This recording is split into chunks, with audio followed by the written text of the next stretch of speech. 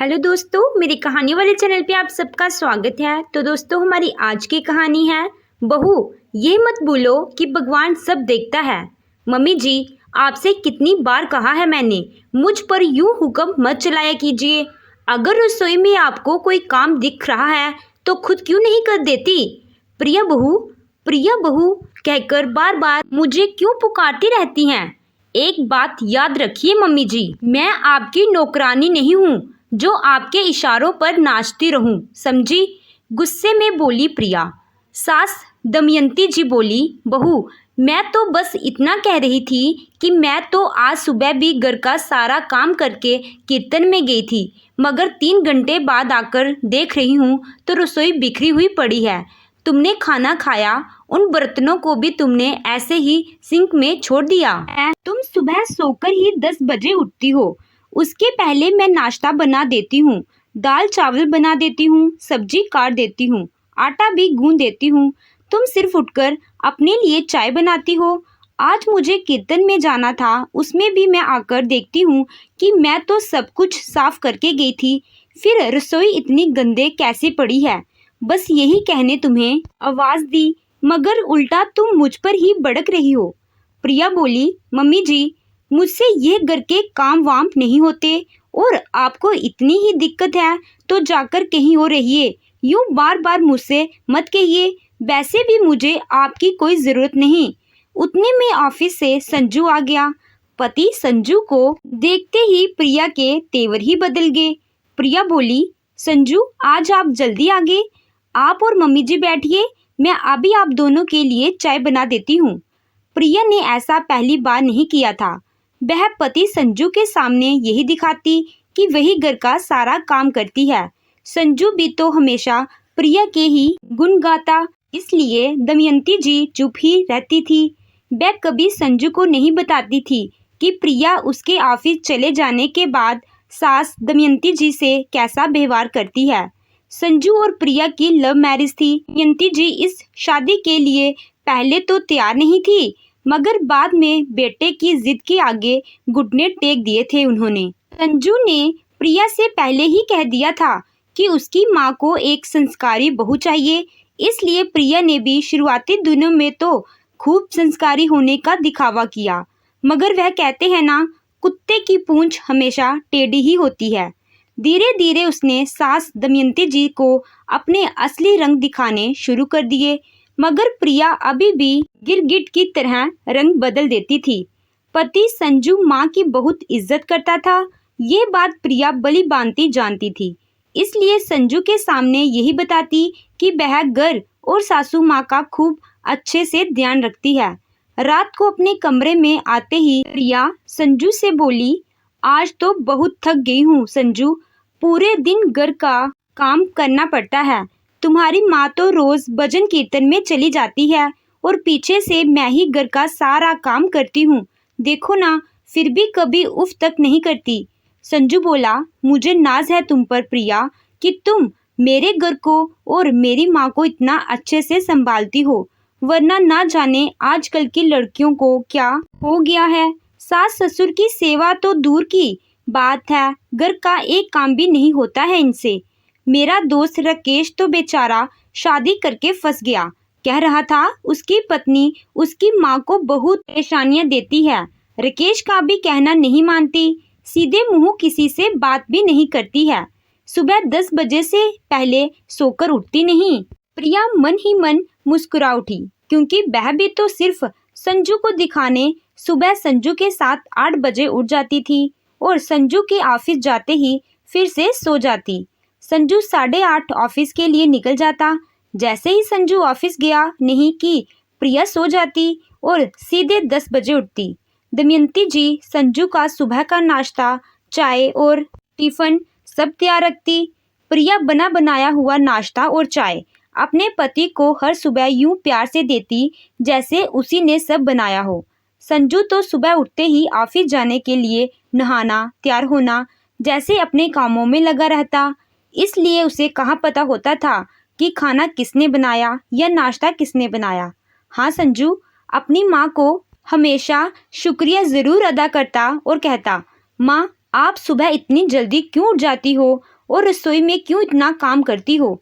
दमयंती जी कहती, बेटा, काम करने से कोई गिस थोड़े जाता है, बल्कि इंसान को हमेशा काम करते रहना चाहिए। इससे उसका शरीर सलामत रहता है, वरना एक बार काम करना छोड़ दो तो फिर शरीर भी साथ नहीं देता है। संजू जब भी दमयंती जी द्वारा बनाए खाने की तारीफ करता, प्रिया जल बुन जाती।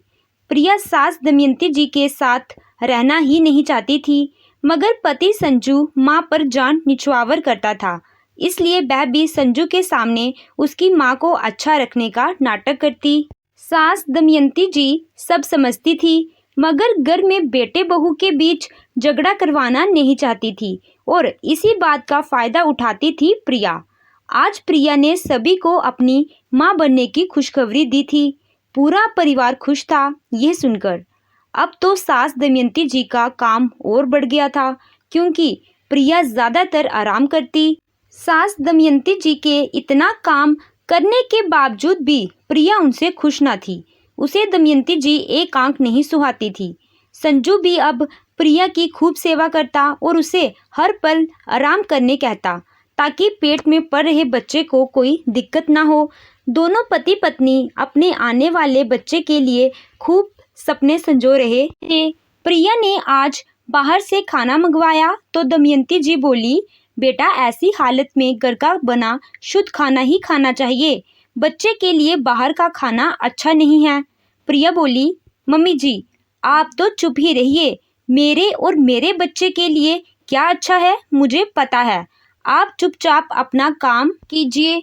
दमयंती जी बोली, बेटा, कभी हम बूढ़ों की बात भी सुन लिया करो, हमारा तजुर्बा कभी गलत नहीं होता।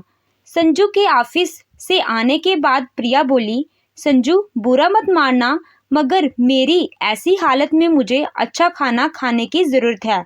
तुम्हारी माँ के हाथों का खाना बिल्कुल स्वादिष्ट नहीं होता, इसीलिए मुझे बाहर से खाना मंगवाकर खाना पड़ रहा है। इसलिए मैं कह रही थी कि क्यों ना हम एक कुक रख दें, ताकि मुझे और मेरे आने वाले बच्चे को पौष्टिक खाना मिल सके। संजू बोला, हाँ ठीक है, कुक रखने में क्या बुराई है, रख दूँ। दूसरे दिन ही प्रिया ने अपनी सहेली से बात करके उसके घर जो आती थी उसी को खाना बनाने अपने घर रख दिया। दमयंती जी संजू से बोली, बेटा, मैं दोनों समय का खाना बना तो रही थी, फिर कुक की क्या ज़रूरत थी? संजू बोला, मम्मी, प्रिया को खाने में कुछ स्वाद ही नहीं लग रहा है, इसलिए उसके कुक को रखा है। अच्छा है ना, आपको भी आराम मिलेगा। दमयंती जी उदास होते हुए बोली, बेटा, मुझे तो वैसे भी काम करना पसंद है, कुक को रखकर तुम लोगों ने मुझसे मेरा काम ही छीन लिया। संजू बोला, मम्मी, उदास क्यों हो रही हो? आप कुक को बताती रहना कि किस तरह कौन से खाने में क्या डालना है। अब रोज सुबह शाम कुक खाना बनाने आती। अतन दमयंती जी रसोई में आकर देखती और कुक को कुछ न कुछ बताती। प्रिया ने जब सास दमयंती जी को रसोई में कुक को इंस्ट्रक्शन देते देखा तो बोली, मम्मी जी, यह कुक आपसे कई गुना अच्छा खाना बनाती है, इसलिए आपको रसोई में आकर उसे बताने की कोई ज़रूरत नहीं है। बेहतर होगा आप पूरे दिन अपने कमरे में रहें और खाना खाते समय अपना खाना लेने आ जाएं। बाकी घर के कामों में दखल अंदाजी करना बंद कर दीजिए। हमें पता है हमारा घर हमें किस तरह से संभालना है। कुक के सामने अपनी इतनी बेइज्जती दमयंती जी को बहुत बुरी लगी। वह रसोई से निकल रही थी कि प्रिया बोली, सुबह सुबह इस बुढ़िया का चेहरा देखती हूँ तो पूरा दिन खराब हो जाता है। दमयंती जी अपने कमरे में आकर रो पड़ी।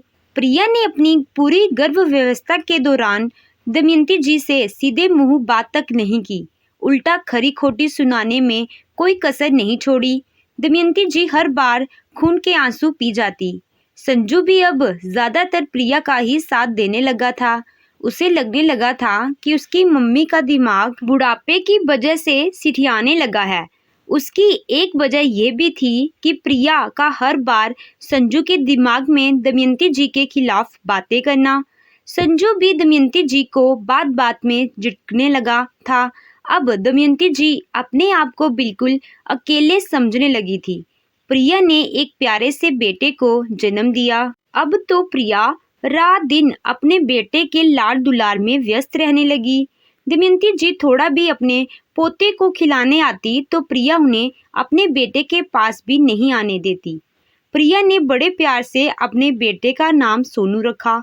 एक दिन सोनू खेल रहा था, दमयंती जी उसे उठाने गई तो प्रिया चिल्लाकर बोली, आपने हाथ धोए थे? आपको शायद पता नहीं इन हाथों में कितने कीटाणु होते हैं। दमयंती जी बोली, बहू मैंने हाथ धोए हुए हैं, इसलिए ही सोनू को उठा रही थी। प्रिया बोली, आप वापस मेरे सामने हाथ धोकर आइए, फिर ही आप सोनू को उठा सकती हैं। दमयंती जी प्रिया का यह असामान्य व्यवहार झेलते झेलते तंग आ चुकी थी। अब तो संजू भी उनसे सीधे मुंह बात नहीं करता था। दमयंती जी बोली, बहू यह मत भूलो कि भगवान सब देखता है। आज तुम मेरे साथ जो कर रही हो, कल के दिन तुम्हारे साथ भी यही सब होगा। प्रिया हंसने लगी और बोली, मम्मी जी आप मेरे बारे में इतना मत सोचिए, हो सके तो मुझे शांति से जीने दीजिए। अपने कमरे में पड़े रहिए, मेरे बेटे को छूने की कोशिश भी मत करिए। दमयंती जी अब अपने कमरे से ज़्यादा निकलती भी नहीं थी, क्योंकि वह जानती थी रोज़ रोज़ के तानों से बेहतर है कि वह भी अब अपने कमरे तक ही सीमित रहे। वह जान चुकी थी कि अब घर में किसी को उनकी ज़रूरत नहीं है। धीरे धीरे सोनू बड़े होते जा रहा था। बहुत बार वह अपनी दादी माँ के कमरे में चला जाता और उनसे बातें करने लगता, मगर प्रिया उसे डांट डपट कर वापस कमरे से खींच कर ले आती और कहती, तुम सिर्फ मेरे बेटे हो, उस बुढ़िया के पास जाने की तुम्हें कोई ज़रूरत नहीं। अकेले कमरे में दमयंती जी का भी दम घुटने लगा था। गांव में से बार बार बुलावा आने के कारण दमयंती जी को गांव जाना ही उचित लगा। संजू और प्रिया ने दमयंती जी को रोकने की कोशिश भी नहीं की। संजू को भी अपनी पत्नी की बातें ही सही लगती, इसलिए वह भी अपनी माँ से एक शब्द ना बोला। दमयंती जी ने सोनू को प्यार करना चाहा, मगर उन्हें प्रिया की बातें याद आ गई और वह गांव के लिए रवाना हो गई। प्रिया उनके जाने के बाद बोली, अच्छा हुआ बला टली। अब संजू और प्रिया सोनू के साथ मजे में रहने लगे और वहाँ गांव में दमयंती जी अपने पुराने से मकान में जाकर बस गई। शहर से ना कभी संजू और प्रिया उन्हें फ़ोन करते और ना ही कभी दमयंती जी बेटे बहू को फ़ोन लगाती। दमयंती जी ने इस उम्र में अचार बनाकर बेचना शुरू कर दिया ताकि वह अपने खाने के पैसे निकाल सके, क्योंकि बेटे बहू ने तो हाथ में ज़्यादा पैसे तक नहीं दिए थे। दिन महीने साल गुजरते गए। वहाँ सोनू जवान हो चला था, उसकी शादी की उम्र हो गई थी। अपनी दादी के कमरे में को यूं खाली पड़ा देख उसे बचपन की यादें जब जहन में आती तो वह अपनी मम्मी प्रिया से पूछता, मम्मी यह जो खाली कमरा है, यहाँ दादी रहती थी, वह अब कहाँ है? अब वह यहाँ क्यों नहीं रहती? वह मुझे बहुत प्यार करती थी। प्रिया कहती, बेटा तुम्हारी दादी ने मुझ पर बहुत अत्याचार किया, हमेशा आराम करती रहती और मुझसे घर का सारा काम करवाती। तुम्हें याद नहीं कैसे इस कमरे से बाहर तक नहीं आती थी और मैं दिन भर रसोई में खटती रहती। इसलिए मैं चाहती हूँ कि तुम आइंदा से कभी इस घर में उनका नाम ना लो। सोनू बोला, मम्मी जिस औरत ने मेरी माँ को परेशान किया हो उस औरत से मेरा भी कोई वास्ता नहीं। इस तरह प्रिया ने सोनू को भी अपने वश में कर लिया था। सोनू ने भी दादी के बारे में पूछना बंद कर दिया था। दमयंती जी गांव में सोचती रहती, अब तो पोता सोनू भी बड़ा हो गया होगा। दमयंती जी भी बेटे बहू के पैसों की मोहताज नहीं रही थी। वह आत्मनिर्भर तो बन चुकी थी, साथ साथ बेटे बहू को कभी याद भी नहीं करती थी। प्रिया सोनू के लिए लड़की देखने लगी। तब किसी परिवार के रिश्तेदार ने लड़की रोमा का रिश्ता सुझाया। रोमा की तस्वीर देखी तो घर में सभी को लड़की तुरंत पसंद आ गई। रोमा गांव की थी, मगर पढ़ी लिखी और बहुत होशियार थी। सोनू और रोमा के घरवालों ने मिलकर रिश्ता पक्का कर दिया और थोड़े ही समय बाद रोमा घर की बहू बनकर आ गई। अटैक के कारण संजू की मृत्यु हो गई और प्रिया टूटकर बिखर गई। प्रिया को रोमा ने उन दिनों खूब संभाला, जिससे प्रिया में वापस जिंदा रहने की शक्ति आई, वरना वह तो टूट ही गई थी। धीरे धीरे सब वापस नॉर्मल होने लगा। रोमा भी सोनू की तरह नौकरी पर जाने लगी और दोनों की गृहस्थी चलने लगी।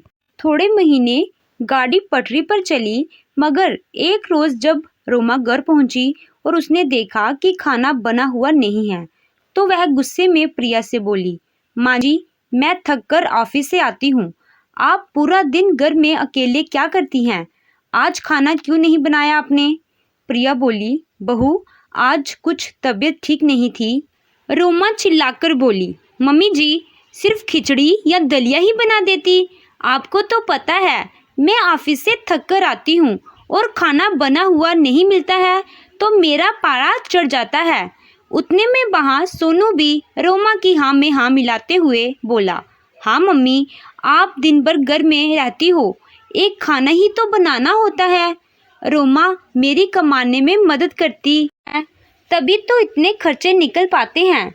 आज सोनू और रोमा से ऐसी बातें सुन प्रिया को अपना अतीत सामने खड़ा दिखाई दे रहा था। प्रिया को अपने आप में दमयंती जी और सोनू में पति संजू की छवि दिखाई पड़ रही थी। मानो दूर से दमयंती जी यही दोहरा रही, बहू, यह मत भूलो कि भगवान सब देखता है। प्रिया समझ चुकी थी यह तो अभी शुरुआत है, आगे जाकर उसका भी हाल अपनी सास जैसा हो जाएगा, क्योंकि जो जैसा करता है वैसा बरता भी है। प्रिया को आज मन कर रहा था कि वह दमयंती जी की खबर निकाले, मगर घर में क्या कहेगी, और दमयंती जी को तो अपने बेटे संजू के निधन की भी खबर नहीं दी गई थी। किस मुंह से दमयंती जी के सामने जाती, यही सोचकर निडाल सी होकर बैठ गई और भगवान के सामने आकर रोने लगी और बोली, हे भगवान, मुझसे कितनी बड़ी गलती हुई है। मैंने माँ सम्मान सास को बिल्कुल इज्जत नहीं दी, इसलिए अब शायद मुझे भी ऐसे दिन देखने पड़ेंगे जो मेरी सास ने देखे होंगे। हे भगवान, मुझे भी उठा ले, क्योंकि मुझ में तो इतनी शक्ति भी नहीं कि मैं यह कहर सहन कर पाऊँ। प्रिया फुट फुट कर रो रही थी। दोस्तों, किसी ने सच ही कहा है, कर्म बहुत ध्यान से करो, क्योंकि जो जैसा करता है वैसा बरता भी है, क्योंकि भगवान सब देख रहा है। तो दोस्तों, आपको ये कहानी कैसी लगी कमेंट में ज़रूर बताएं। कहानी अच्छी लगी हो तो वीडियो को लाइक कीजिएगा, चैनल पे नए हो तो चैनल को सब्सक्राइब कीजिएगा। Thank you.